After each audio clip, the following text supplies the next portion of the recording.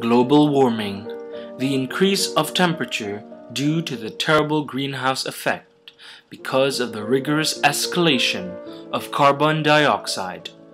This damages the Earth, and as National Geographic states, it changes the rhythm of climate that all living things have come to rely upon. This alters our lives, and it should be our job to soften the blow, to ignore political denial and slow this grumbling process. But to go to that, we must first understand the field thoroughly, knowing its effects and causes, as well as its role on the political stage.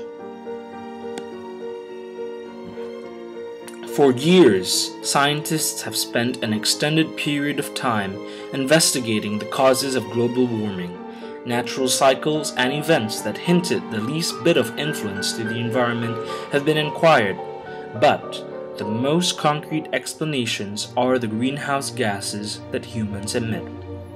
Findings have said that the combustion of fossil fuels, industries, and the production of electricity have all played a major role in global warming.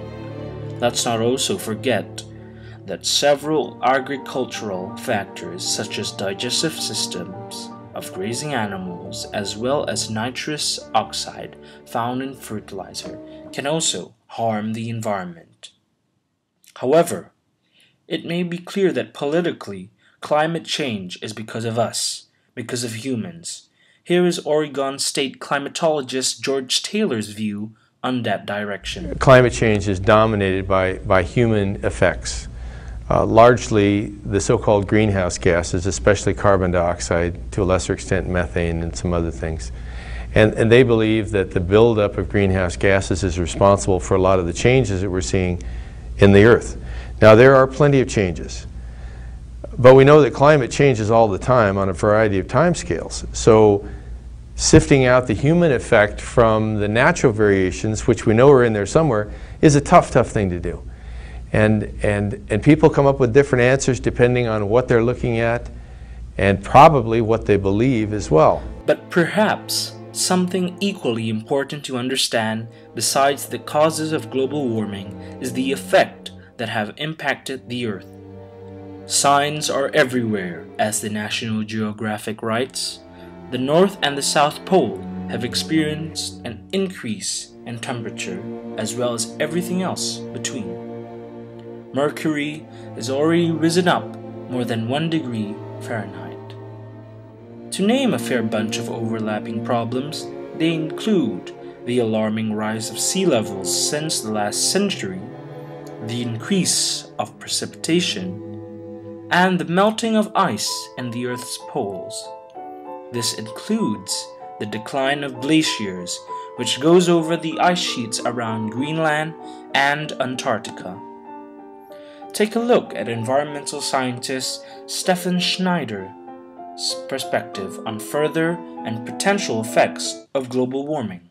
Not only do we think it's going to get warmer and maybe unprecedentedly warmer, but we may change the incidence of extreme events, that is, droughts and floods, heat waves, El Nino might intensify, and perhaps the most worrisome of all to me is increased intensity of hurricanes, because it's the top-end powerful storms that do most of the damage.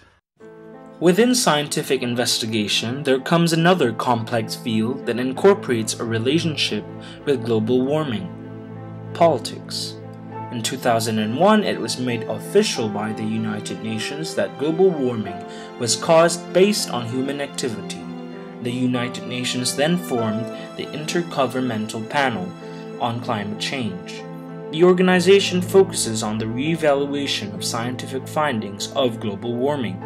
This have allowed members and scientists to prioritize the responsibilities that humans have against global warming. President Susilo Bambang Yudhoyono speaks to the United Nations and gives his perspective of climate change and the several points that must be addressed. Appropriate mitigation action should be truly supported by the technology, financing, and capacity building in a measurable, reportable, and verifiable manner. While our effort to frame a global framework for climate change post-2012 is underway, we should intensify national effort and establish partnership to advance climate security.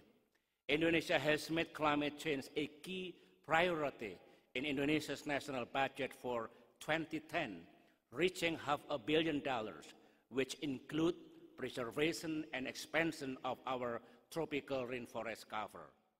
In 2013, President Obama has made climate change one of America's top priorities, stating we will respond to the threat of climate change, knowing that failure to do so would betray our children and future generations. And then he said that some may still deny the overwhelming judgment of science, but none can avoid the devastating impact of raging fires and crippling drought and more powerful storms. So politics plays an important role, with governmental establishments and other bodies working hard to cut greenhouse gases. But perhaps everything starts with us. We must care for our Mother Earth. To do that, we should try and preserve the flora and fauna of the nation. How do we do this? Recycling. It helps a great deal. The most basic way is to reuse paper. Use scrap paper. 1 ton of paper saves 17 trees. This aids the Earth 17 more trees to fight against climate change for a better world.